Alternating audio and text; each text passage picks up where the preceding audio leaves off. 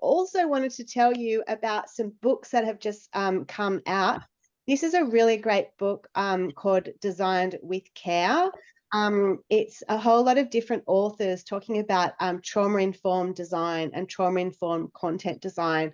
I've contributed a chapter. I'm really excited about that. But there's a lot of really great stuff there. If you're working with anyone with lived experience or doing any content design, user research, things like this, software, there's stuff about software design, interface design, UX, lots of different types of design and how to do that in a trauma-informed way.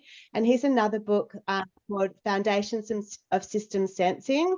So it's an exploratory guide to this sensing. So, David's going to be talking about systems change. And in order to change systems, we may need to sense a little bit differently. So this is an experiential book with lots of different methods and practices to support different ways of sensing. So I recommend that book. I've also got a chapter in that book and I wanted to share it with you. A few of you may be aware of this, but Social Design Sydney runs training as well. So I teach a training in trauma-informed design research. So if you're doing any qualitative research with people who may have experienced trauma or any co-design workshops with people who may have experienced trauma, and you want to be doing that in a way that may be a safer way of doing it, I really do invite you to come along to this training. Within it, we also talk about your well-being. Yeah, it can be really hard when we're working in strong spaces to, listen to stories and to see things going on. It can really affect ourselves and our nervous systems, and it can impact our ability to work well and to feel well and to be creative and collaborative as well. So we also do there's a module on self-care as well and team care. There's another thing as well that I'd love to share with you. I've begun a new business called the School of Being with a colleague of mine. What we're trying to do, or what we aim to do, is to restore well-being within ourselves, our relations, our places, and our living world. Because we really believe that to be well is really at the core of change. And a lot of us are focused on outer change, like creating change in the world. But we really believe that in order to effectively create change in the world, we may need to do some inner change as well. So the School of Being is really sitting at that intersection between inner change and outer change. And on the right, you'll see what we call our flower. And we draw on, we work with somatic practices, nature-based practices, regenerative practices, and creative practices to support well-being and co-creation of flourishing futures, sitting at that intersection of outer and inner, individual and collective. So another offering that I would love to share with you from the School of Being and Social Design Sydney is a 2-hour workshop. It's called Understanding Your Nervous System, a path to greater connection, creativity and well-being. So when our nervous systems are dysregulated, or if we're overwhelmed, if we're burnt out, if we're stressed, that impacts our nervous system. And when our nervous system is in overwhelm, it affects our capacity to think clearly, to make decisions, to be creative, and to be collaborative. And it can impact our capacity to relate to others. And there's a lot going on in the world. Yeah, and there's a lot going on in a lot of the places that we work. A lot of the people on here work, dealing with complex contexts. So in creating a more understanding of your nervous system, that can really help you to create the change that you would love to create in your life and in the world. So if any of these offerings are interesting to you, I'm going to put the links in the chat in a moment, and I invite you to come along. We do Social Design Sydney host talks every few months. I'm still kind of getting the next speaker happening, but if you're interested, I encourage you to sign up to our newsletter at socialdesignsydney.com. I'll pop this all in the chat, or you can follow me on LinkedIn as well as another avenue to learn about different things that we'll be doing. I've got a few coming up in the next few months, which I will share through those channels soon. So, one more thing. Also, School of Being offers a monthly gathering. It's called Being Well, and it's a 1.5 hour evening gathering. We just had one recently where we looked at the neuroscience of gratitude, and we looked at some of Andean South American ideas about reciprocity, looking at some Indigenous worldviews about reciprocity and relationship to the earth. Our next one is about belonging, remembering our way to belonging. And then after that, in March, we're looking into a journey into nature's sensory wonders. So I invite you to, if this feels resonant for you, if you'd like to join a like-hearted community and you're interested in well-being within yourself, within your relations, within the living world, highly extend my invitation, and love to have you along. So that's all I really wanted to share here about, some of the other things in the mix. And I'd like to hand over to David in a moment, who will be sharing his PhD research. And I'll just quickly read David's bio. David has spent over 20 years working on place-based initiatives intended to improve outcomes for disadvantaged individuals and communities in roles spanning the public, private, and university sectors. This has included positions as Manager of Social Planning, Research and Evaluation for the renewal of public housing estates in New South Wales, the founding director of an early childhood collective impact project in Western Sydney, the Deputy Director of the Health Equity Research and Development Unit in Sydney Local Health District, and a variety of consulting roles. He's concerned about the decline of citizen-centric public policy and administration, accompanied by increases in instrumentalism, managerialism, and market mechanisms. So I'm going to now hand over to David. David will share his presentation, and then there'll be some time at the end for some questions. So enjoy, and I'll hand over to David. Thank you. Thanks, Jax. Just before I really get going, is that presenting properly? Just give me a thumbs up if you can see my slides okay, Jax? Okay. Well, good afternoon, everyone. Thanks for coming along. I wasn't really sure how many people would come. I wasn't sure if it would be 3 or 4 or 20 or 30. So I might adjust sort of length and what have you as we go along. I'll try to make this fairly, well, really, it's my journey. So hopefully it'll be a sort of a bit of a narrative focus rather than a technical one.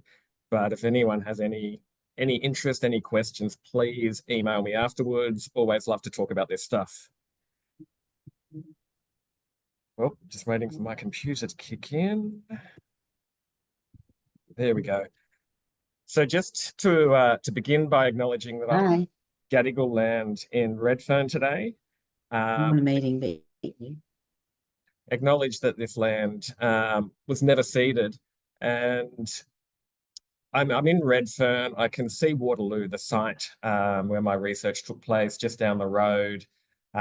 This whole area has been, a site of contest and struggle for a long time. Some wins, some losses, but just acknowledge that the struggle for rights, justice, and recognition are ongoing. So what I'm going to go through today, just explain a little bit where I'm coming from. Don't worry, it will be brief. But I'll go right back to the 90s, provide an overview of my research, present what I found, and discuss what I think some implications might be. So back in 1999, I got a job in Southwest Sydney, working for what was then the New South Wales Department of Housing.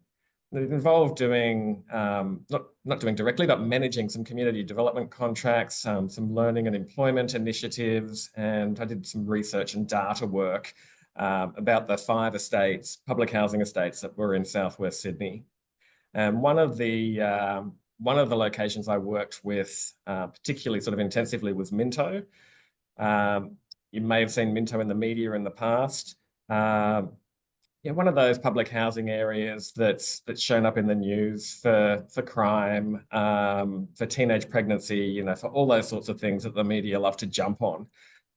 When I worked out there, I found it to be a really fabulous place. Lots of interesting people, lots of people who loved their families, cared about their community. Rough around the edges, sure, but a really good place. And I think there was some really good work being done out there.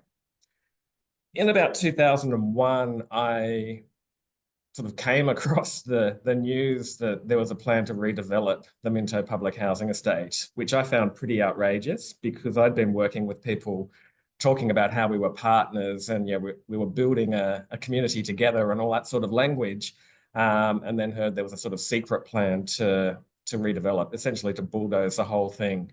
It has its issues. You can see there on the screen a photo that I took back in the day.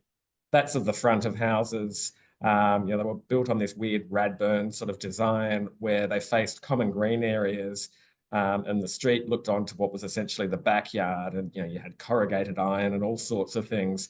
So it was a pretty unpleasant environment. There was a need for something to be done, but certainly the way redevelopment was announced and whether redevelopment itself was the right solution was always contested. So basically, I came across the news, as I said, sort of by accident, and went to my boss and said, what the hell's going on? He said, oh, look, if you're interested, join the project team. So it was a little bit tricky, but I joined the project team. It was essentially me and 2 urban planners looking at how to redevelop an estate. So I was the sort of constant annoyance, putting up my hand saying, hey, wait a minute, what about people? How do we put people back in this picture, back in this project? They were really looking about, how you squeeze a certain number of houses in and how you'll market the area, where you put a park and what the social infrastructure would be, not so much for the existing community, but so you can sell houses to make more money. So it was a tricky role, but, I was young, I was in my 20s, I learned a lot, and it was fascinating. I left for a while and then came back. And when I came back, I was asked to write a community renewal plan for Minto. And when I announced that in a meeting, people who I'd worked with before and got along perfectly well with kind of hit the roof. One of them, as you can see there on the screen, said, no, you're fucking not. You're not renewing the community, you're destroying it. So that was sort of my entry into that role of trying to work across stakeholders to write what we called a community renewal plan.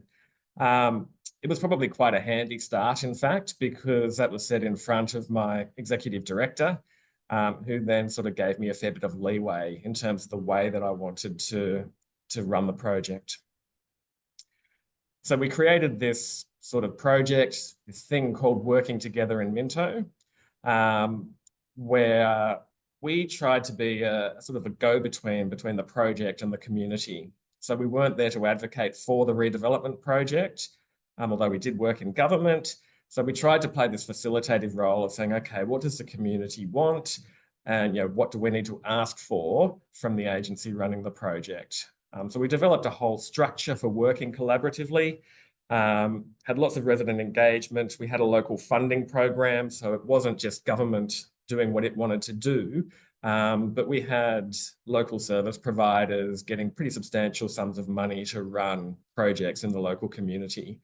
Sometimes that was about preparing people to be rehoused. Sometimes it was trying to maintain a sense of community while the place was being redeveloped. Various things sort of on an as-needed basis. After I'd been there for 3-4 years, I went into a different role, which was more of a social planning role, and looking at what the human service side or people side of projects should look like across a number of redevelopment projects in New South Wales.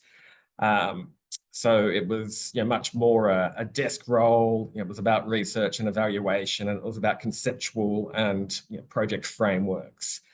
Again, I really enjoyed it, but didn't have the same contact, with concrete communities. It was more about trying to advocate and develop a different way of working.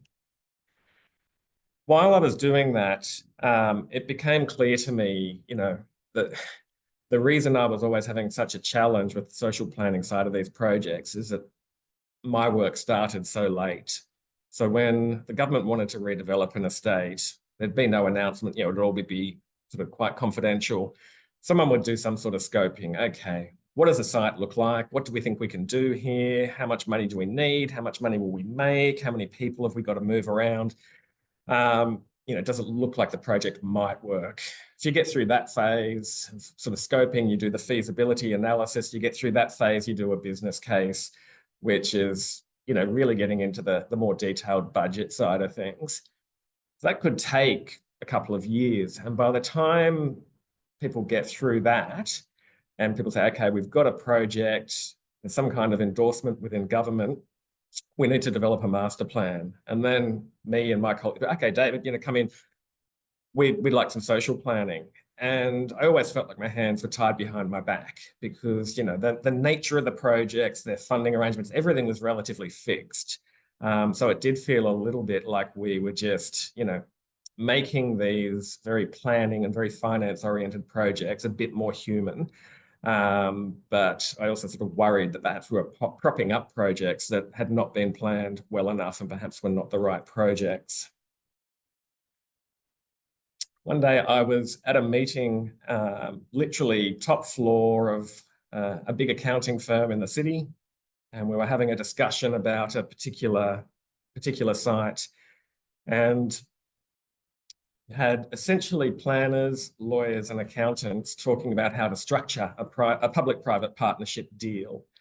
And they started talking about how you would stage a redevelopment project. And they were talking about, when you drive up towards the estate, you want what people first see to be beautiful. So maybe we should start redevelopment there. And I said, look, I understand that, but you've also got to understand that there's a community living in this place. And perhaps we need to figure out what makes sense from a community perspective. And this room of about, 15 or 20 blokes, all blokes, I think, sort of just turned around and looked at me like, who the hell are you and who invited you?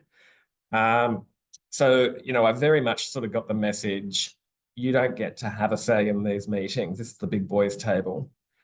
So really, I felt like, I was trying to look at health and well-being in these projects, and without wanting to sound too cliche, it was a bit of a Sisyphean task. I just felt like I was always pushing it uphill. Every project I worked on, it was the same challenges.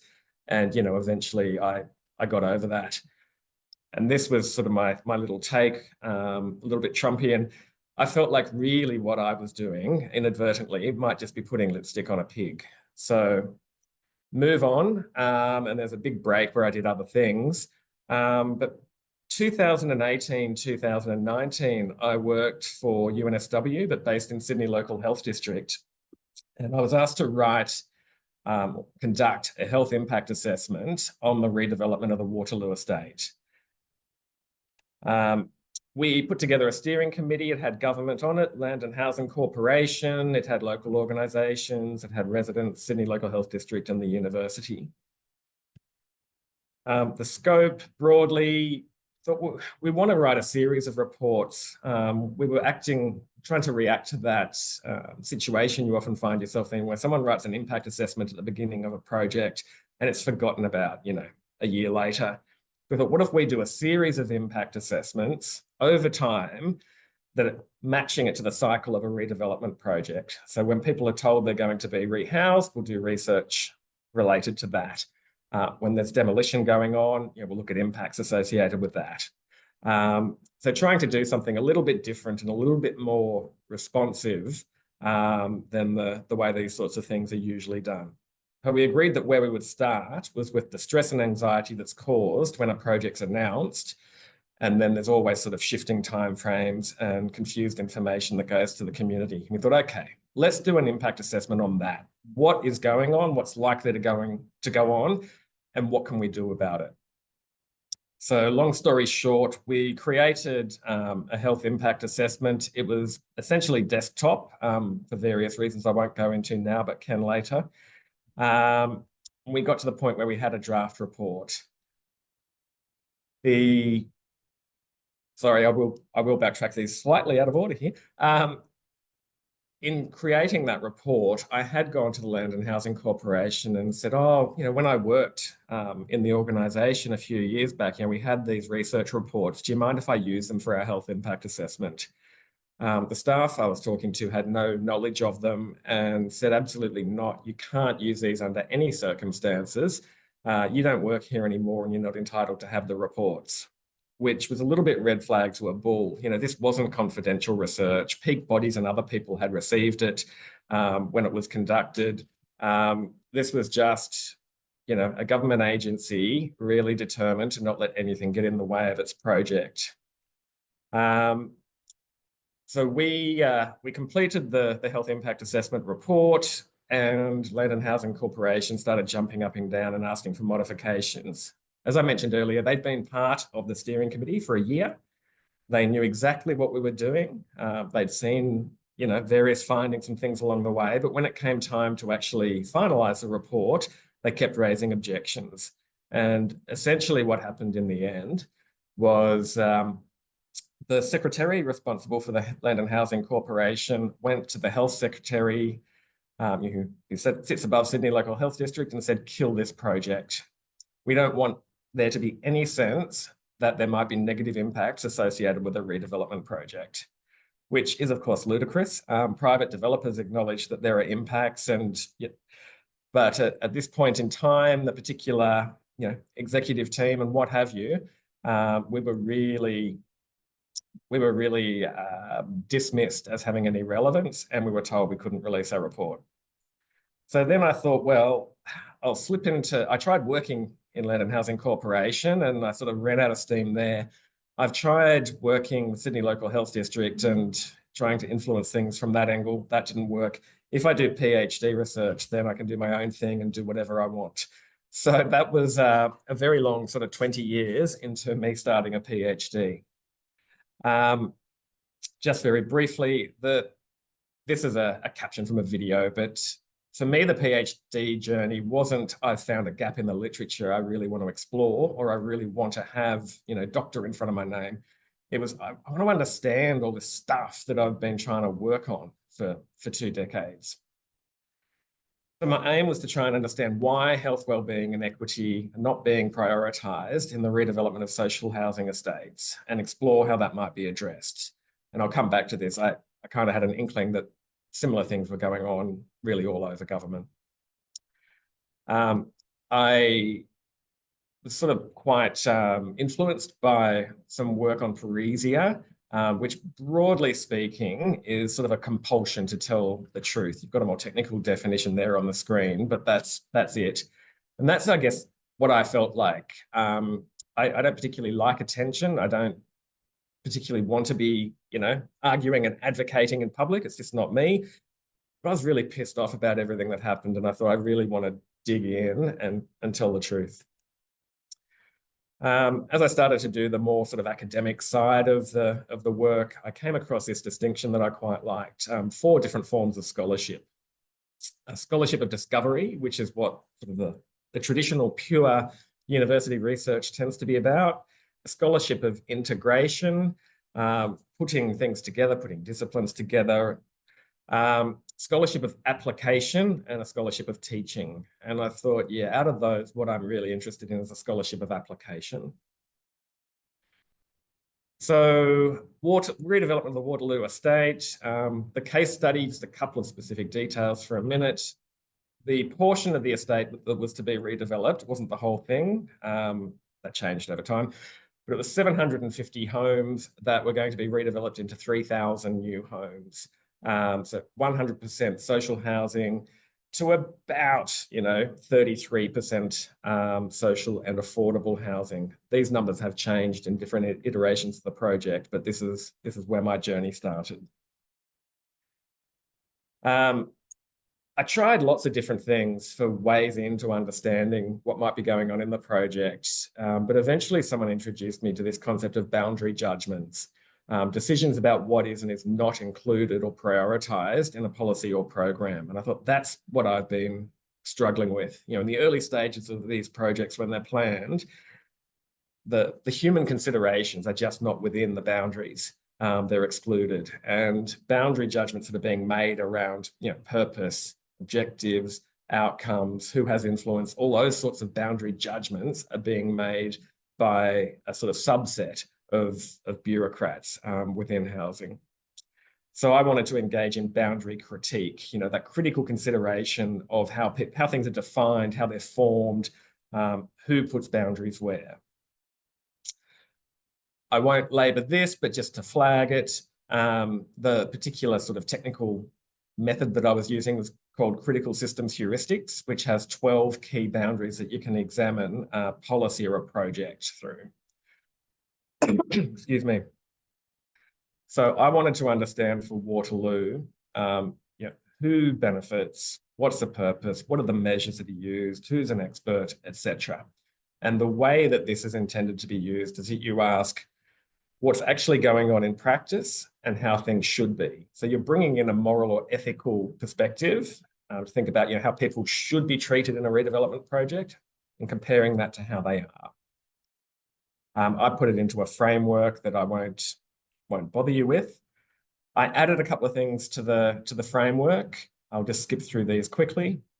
In addition to the 12 boundaries that I put up before, I added 3 on policy, the ends being sought, the means being used, and levels of effort, outputs, and outcomes. And I added some variables around strategy. How are things diagnosed? What's the guiding policy or framework? And what are there coherent actions that flow from that diagnosis and from the framework?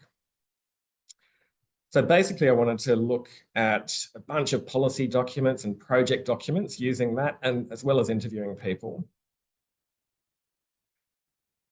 In terms of the documents I looked at everything I could find. Legislation, the Housing Act, the Constitution, the Planning Act, you name it. Mega policies, those big policies that sort of sit above others, like Housing 2041, for anyone who remembers that brief policy. Agency policies, so more concrete policies at the Homes New South Wales or Land and Housing Corporation level, as they were then. Interagency guidelines for how Treasury, planning, housing, and other different agencies should interact. Related policies, so starting to follow some of the tentacles, and related projects. So not looking just at the redevelopment of Waterloo, but adjacent projects might shed some light on things. I won't have time to go through too much of this, but I will just flag. This is the vision that was sort of put out by the Land and Housing Corporation. The Waterloo Renewal Project will enhance the strength and diversity of Waterloo, a unique urban village on Gadigal land. The renewal will deliver new homes, community places, green spaces, and prioritise the health and well-being of social housing residents and more sustainable mixed communities. Which, you can't really argue with. That sounds fabulous to me. But using some of those tools I just mentioned, systematically went through policies and project documents, and I think I can demonstrate very clearly that the underlying purpose of the project is, in fact, to generate surplus funds from doing the redevelopment, to maintain the housing agency's operations, reduce its maintenance liability in a climate of little or no Treasury funding.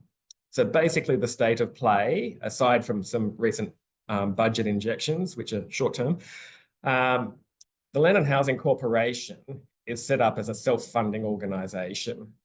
The money it gets from renting social housing doesn't cover its costs, so it's essentially forced to do redevelopment deals to stay afloat.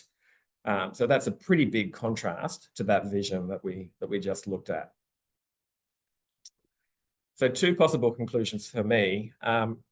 One, health and well-being is just a form of health washing. We're just throwing that language at it to try and make things look nice. And the other possibility being that government is kind of serious, but they've contracted out responsibility for health and well-being to a private consortium who will run the project after failing to include those considerations in the design of the project itself. So it sort of leaves us just trying to ameliorate the negatives. I also went and looked at a bunch of strategies, policies for dealing with housing estates, going back to the 1990s, to see how this sort of take on a project now relates to what's happened in the past. When I went back to the 90s and looked at what was then the Neighbourhood Improvement Program and Community Renewal, it was really clear that the physical and the financial were means of achieving a social outcome. So government was investing money in estates. They would upgrade estates, cost them a bunch of money, to try and create a better life for tenants. In the mid-2000s, when the redevelopment of Bonnyrigg and other projects were going on, there was this shift that roughly sort of followed the Blair government in the UK, talking about the third way, where there was an attempt to say, look, it's not just about the social, you know, we've got to get contemporary. It's about a balance between physical, financial, and social. You know, they all need to fit together neatly. And put a particular way, that's not necessarily a bad argument, but I think that just sort of opened up what came next, which was really an inversion of the original model. Waterloo was primarily about physical and social considerations, and the work that was done in and with community was really about pacifying the community so they could get on and run a redevelopment project and generate funding for the organisation. So over a period of a couple of decades, from the way I look at things, there was an inversion there. A couple of other things is to draw out from those boundaries I talked about earlier. So I think in the 90s, you know, the beneficiaries were tenants, current and future. The primary benefit now is Land and Housing Corporation. The purpose then was wellbeing. The purpose now is to perpetuate the system and also to create more social housing. Experts back then were really staff and tenants. Now it's private sector developers. You pitch to us how you run the project. Participation, if you think on a sort of IAP2 spectrum, different levels of participation. I think back then people were involved. They did actually have some influence. I think now it's more about consultation. We'll ask what you think, but we may ignore it. And the worldview, I would say, went from something that was broadly social justice oriented to something that's really best described as market fundamentalism. It's not to say that the social is excluded, but it's market principles that come first. A couple of quick things that I pulled out of interviews from a Waterloo resident. The stated purpose of the project has always been to provide new, better public housing. The stated purpose is false. The only reason for the project so they can make money out of doing it. So to hell with the disruption to the people who live in the buildings. And, you know, it's a huge disruption. And this is actually from a LAC staff member that I interviewed, obviously confidentially. So Waterloo, it's getting done. It's getting done because there's enough density there and enough private sales to pay for the replacement of housing. That's sort of the bottom line. And the fact that it's generates some social benefits is almost accidental. So then I sort of moved into the space of, okay, how do you shift this stuff? And the first thing was to try and confirm what change actually looks like. I love this distinction made by Russell Ackoff. Reformations are concerned with changing the means systems employ to pursue their objectives. Transformations involve changes in the objectives they pursue. Starting to look at this, I realized that a lot of the work I'd been involved in and other people, we were all sort of reforming policy that we didn't necessarily endorse. And you know, what we really need is transformational change. We need to make sure that social housing is primarily about social purpose. So then I developed a bit of a framework drawing on Ackoff's work, where I said, okay, well, there are 4 orientations we can take to the prevailing system. You can retain it, tinker at the edges, but essentially retain it. You can reform it, as we've just seen, you know, make it a bit more efficient. You can repurpose it, change the purpose of the system, that fundamental change. And then in between, because repurposing is incredibly difficult and governments have no appetite for it, is repositioning. That idea that we've got to get beyond reform and open up the possibility of repurposing over the long term. So what are the changes we make now that could be sparks, that could open a doorway? This is a sort of summarized version, but I came up with this sort of framework of the 4 R's of systems change. So I've essentially explained that to you, just moving from that attitude, things are fine as they are, things can be improved a little bit. The present situation's unacceptable and we want to open up change, and it's unacceptable, fundamental redesign.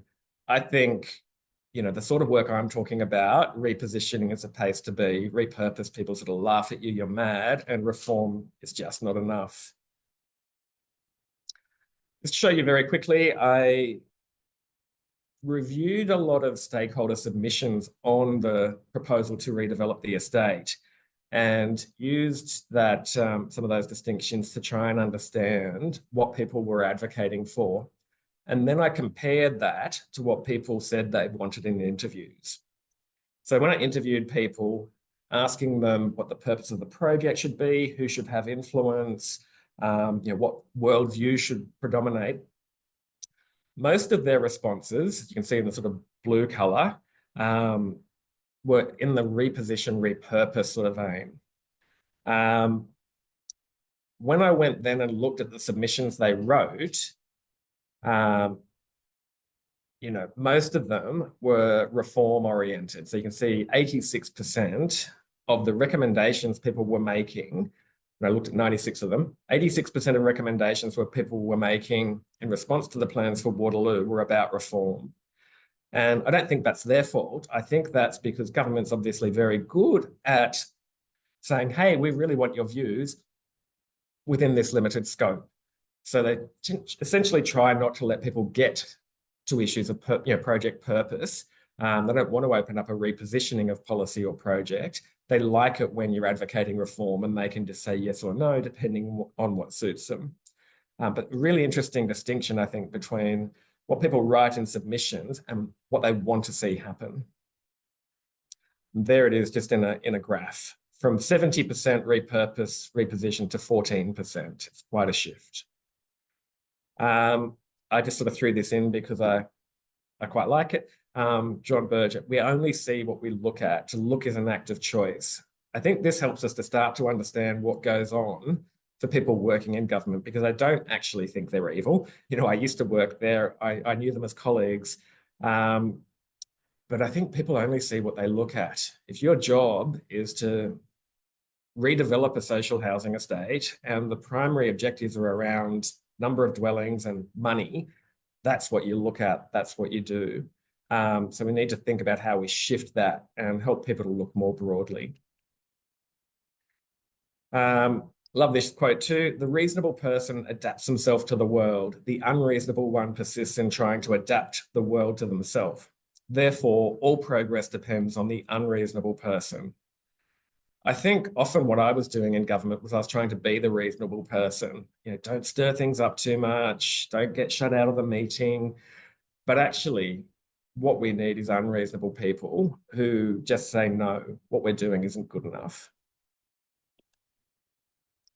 So to understand what I think might be going on within Land and Housing Corporation, picked up on the sort of concept of reification, which Hannes talks about as a forgetting of the humanity or subjectivity of others. It's not intentional, but I think often bureaucrats just forget what life's like for real people living through these projects. As I said before, I don't think the people there are evil, but I love this concept of administrative evil. So if you think about it as how serious is the problem, from not so serious to very serious, you think about how aware people are of what they're doing, from very aware to not aware.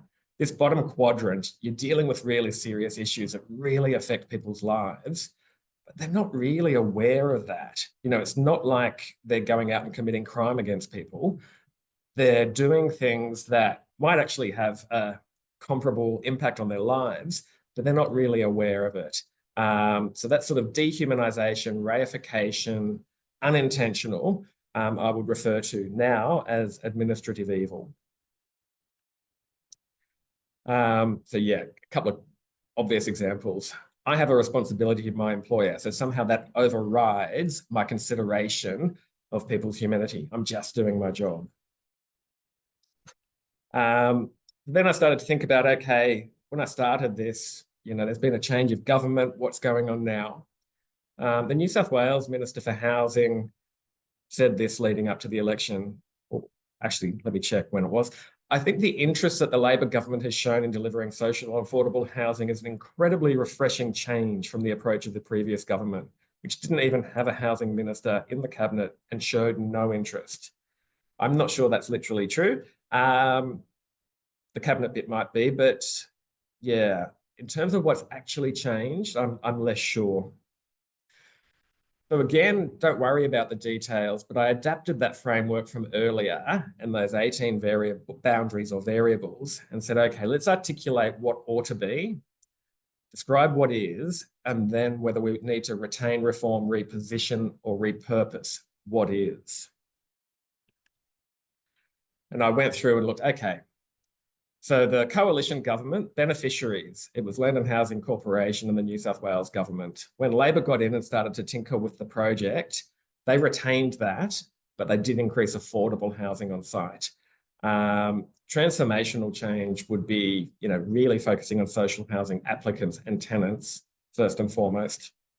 Purpose, old government, generate funding. Purpose, new government, largely retained, though it will cost some money in subsidisation to increase the quantity of affordable housing.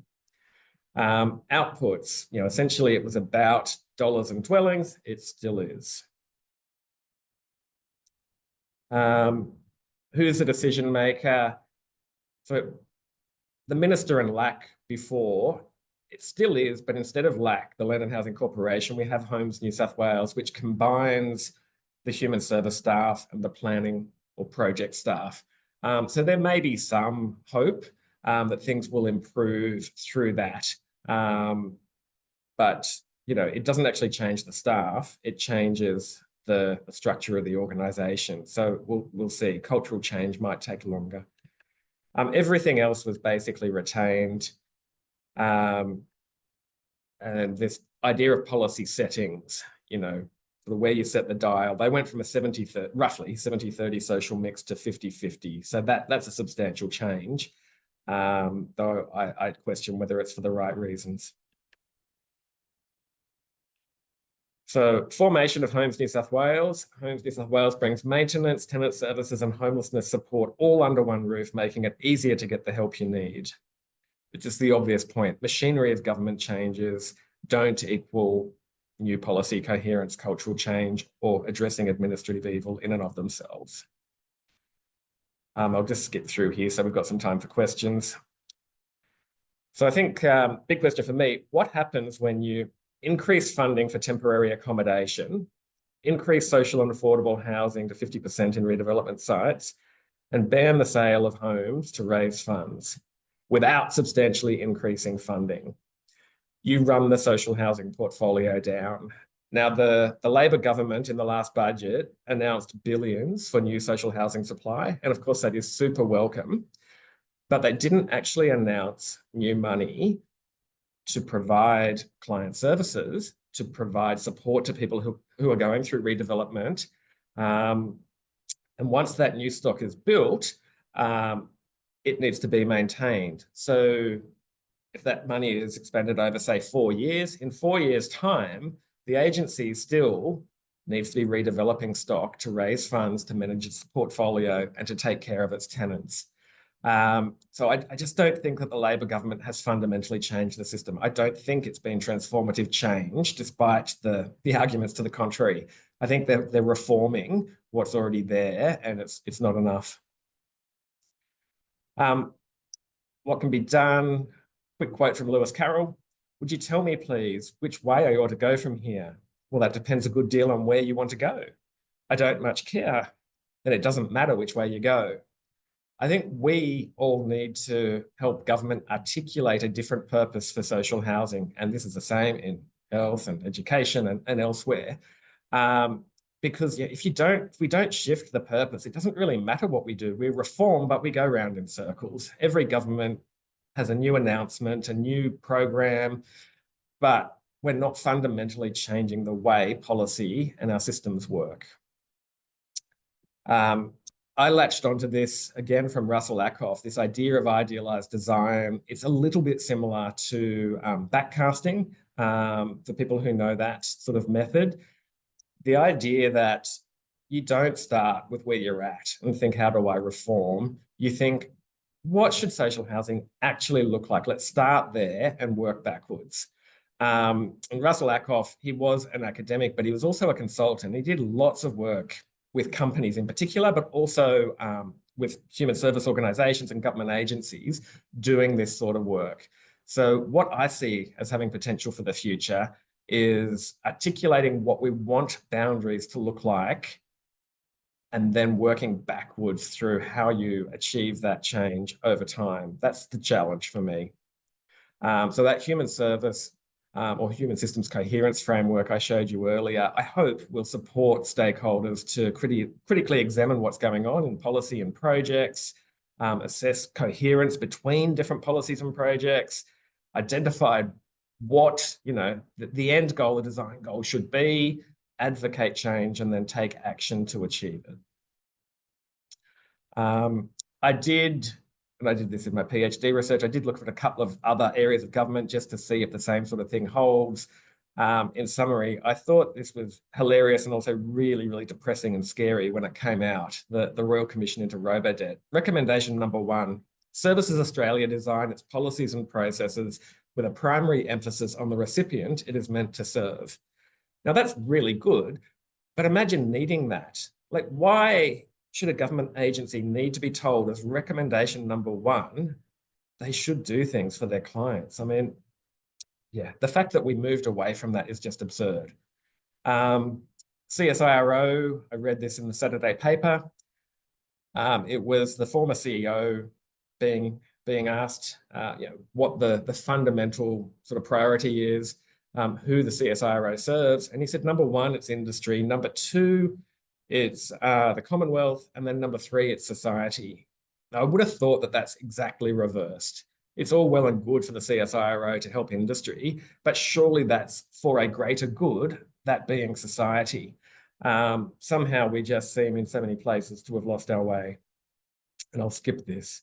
So key findings, Waterloo's always been about money. Labor government signalled substantial changes to housing policy, but they really haven't made any fundamental change to all of the variables that I was looking at. Takeaways, I sort of mentioned this, need to challenge the foundations and the design of the social housing business model, not just policy, but the way it's funded, the way it operates, how Treasury views it, then policy, then estate redevelopment, and then the broader policy and planning environment. So that's it. I probably have not left much time for questions. My apologies. I'll try to answer some if people have time. And as I said, really happy if people are interested. Just email me, and always happy to have a chat.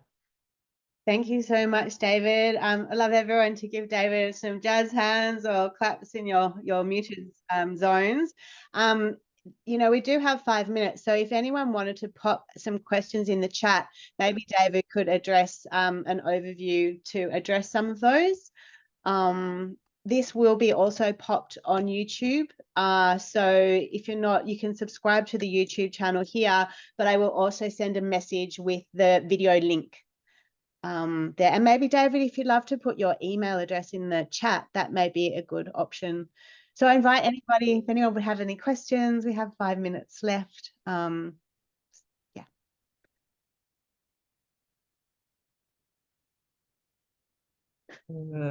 There's a question there.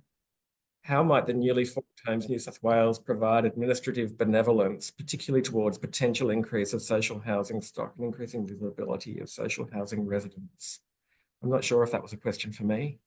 I'm not sure about that one. I can see Eunice has her hand up. Do you want to ask me a question verbally, Eunice? I just think you're on mute if you...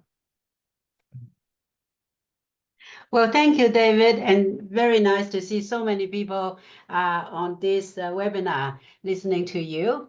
And I think your talk really gives us a lot of food for thought. And I think that right now is in a good position for us to put input with all the 10-year suggested 10-year time frame for a homelessness strategy. So that is one that we can really put in a lot of input. And the material that you have provided to us certainly give us grounding to think about when we prepare our submission. And I just want to encourage everybody do put the submission in, because if we don't put the submission in, we would miss the opportunity. Yep.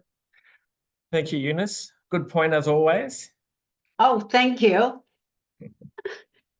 Because I am concerned that in the last, decades, we are losing the value of public servants. We are not really giving the credit to public servants. We seem to everything. Even yesterday, I was invited to attend a stakeholder roundtable consultation. And this is about a very horrific, serious issue about domestic and family violence to the older people. So we focus on older people. There are many, many other roundtables for different sectors, for people with disabilities and so on and so forth. And I just thought that it was really sad to see at the table it was run by consultants. And then in the end, the suggested, strategy and policy will be consultant-based rather than really listening to the staff who are employed by the department, the public servants. I feel really it's time to perhaps turn the circle around rather than so worry about risk, because you outsource to the consultant, then you transfer the risk to the consultant if something goes wrong, rather than learn. And policy is vitally important to start with. What do you want the future to look like, rather than just resolving the presenting problems as it is. And I'm just very glad to see so many people are following your talk. Wonderful, David. Well, just to pick up on one of the things you said there about contributing to, draft and discussion papers, I think, and absolutely, and I do that in my day job, although I'm trying to keep that separate from today's talk. I think the struggle is still government is not particularly interested in the big views. If you the draft homelessness strategy for New South Wales is almost complete. Like it's been drafted. I don't think they'll change it much. The questions they ask sort of indicate that they won't change it much. I think that somehow we need to get to the bigger picture. So for me, Housing 2041, the old mega strategy, was a poor document, but I thought the idea was right. How do we start to marry up temporary accommodation, homelessness services, social housing, affordable housing? How do you start to bring them all together into some sort of coherent system that's easy to navigate? So, if we could have that mega strategy, I think that's the ideal. I realize it's probably not about to happen, but that's certainly what I would be pushing for. Let's bring it all together rather than dealing with homelessness in the silo and everything else in their own silos. You are absolutely right. Homelessness doesn't stand alone. It's one of the jigsaw puzzle within the system. And the one point I want to finish on, it is really, really very important, and you touch on that. I don't think any strategy ever mentioned about the people, the user, as well as the people who are the service, right? So there's never any talk about the workforce planning, the workforce forecast, and the well-being of the workforce either. So the point that you said there was no money, appear in the budget, especially dedicated to preparing the workforce so that they can provide quality client services. I think that is a really important point. And I would forever want to push that as priority 101. Doesn't matter your strategy. If it looks nice on paper, you got to consider who are the people going to serve the people. Yeah. How do you maintain them? People will be dropping off the call, I'm sure. So I will just go back. There was that earlier question, which I understand was for me. It's been clarified. I'll try and quickly answer this. And of course, I understand some people will drop off. You've all got busy busy lives, things you need to get onto. It was around, Homes New South Wales providing administrative benevolence. So just a couple of things off the top of my head. Number one, and I know this is in the CEO Beck Pinkstone's it's on her radar, reduce the tenancy management portfolio size. You know, at the moment, people are managing 400 tenancies, typically in public housing. In community housing, it's more like 250. If you could get it down to 250 or even more, great. But I think make senior people responsible for social outcomes. Make the people who do development, make the people who redevelop estates, make them responsible for social outcomes. Don't tack that on from another team. So I think there's some real work to be done around who's responsible and who's accountable for what and where. You know, there's also things like an accord that was developed by a number of peak organisations to guide redevelopment projects. You know, refreshing the accord, involving more people with lived experience in policy planning practice. And all these things, I think, are on the Homes New South Wales radar. I think, Beck Pinkstone is onto all of this. I just don't know if she's got the right enablers from government in terms of not, as I said, you know, short-term budget announcement, but recurrent funding to do this stuff. You know, I don't know if how well equipped she is, but I do know that it's on her radar. You know, I think that's quite evident. Yeah. See if there's anything else quick I can tackle. No, look, we're probably looking at Jax. We probably should end it there. I think we're already over time, and I can't see any questions that jump out. So I'm okay to stay a bit longer if anyone would like. There's one from Peter. I've just cut and pasted. I'm not sure if he's still on the call. Yeah, Yes, I am. Yeah, David, great job. Just how housing fits within New South Wales government, and if we're trying to create transformative change, you know, like it just sits in a system of the state government, which sits in the system of the federal government. So, anything in particular for, you know, for example, no state plan targets with this government. There's a change. Is that a good thing? Bad thing? Transformative? Not? Yeah, look, I was toying with this in my research. One of the things that I thought could be quite significant would be to get beyond the minister being responsible, because housing's always been a relatively junior portfolio. So, but, you know, housing's on the front page of, you know, the newspaper every day, but yet it's still considered a relatively junior portfolio. It doesn't get this nice flow of recurrent funding from Treasury or anything else. We need macro change to bring all the different, you know, policy silos together. So, you know, without wanting to create more bureaucracy, I think you need, you know, a subcommittee of cabinet to take on housing, you know, to really take on housing. It's got to be at that cabinet or sub-cabinet level if you really want to get anywhere. That was what struck me as being wrong with Housing 2041. It was basically a bunch of mid-level managers in different agencies who cobbled together things they were already doing and said, hey, here's a strategy for the next 20 years. Like, there was just nothing in it. No one had permission to think or do differently.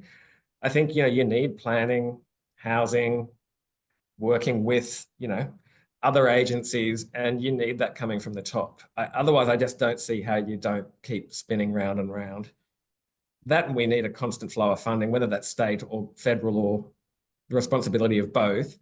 You know, this idea that you get this sort of ad hoc funding and that otherwise a portfolio is supposed to somehow maintain itself, you know, it's crazy. Yeah, we call it social housing, invest some money in the social.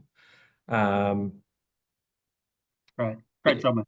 For me, that would be the transformative change. Some of those big things, yeah.